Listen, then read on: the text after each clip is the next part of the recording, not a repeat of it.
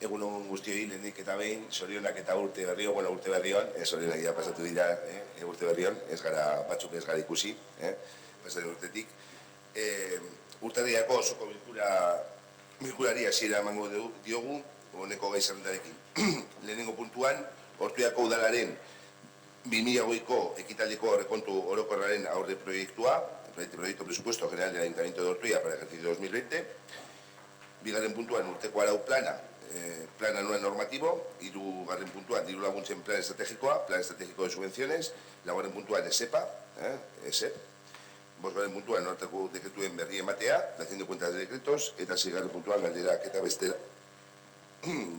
eta bestelakoak, ruegos y preguntas. Si os alguna cosa respecto a lo del día.